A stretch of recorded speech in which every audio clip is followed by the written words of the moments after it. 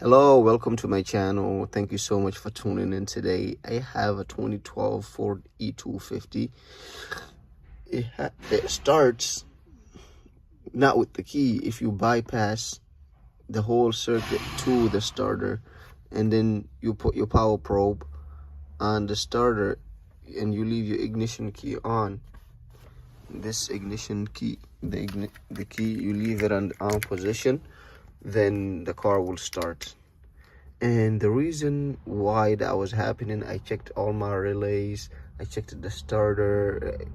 The customer, when they came here, they had already purchased another starter, so I said, why not just replace it?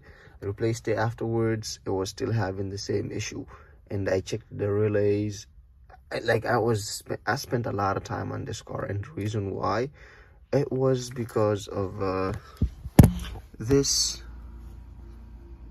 ignition, this wire right here that goes into the ignition system. It's always hot.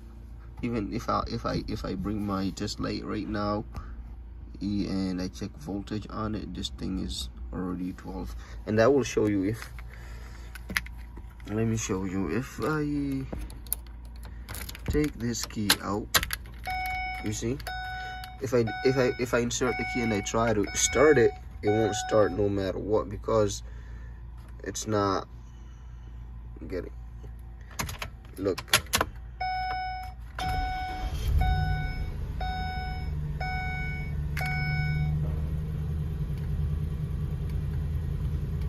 see, this is faulty. What the hell?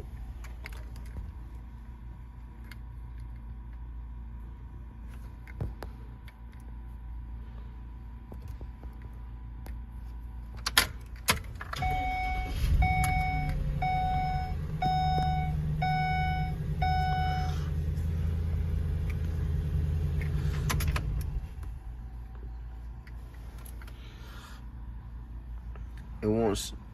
So if I do this, it won't start.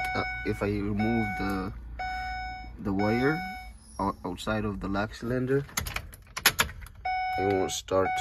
So, however, if I insert this back in, you see, I inserted it back in.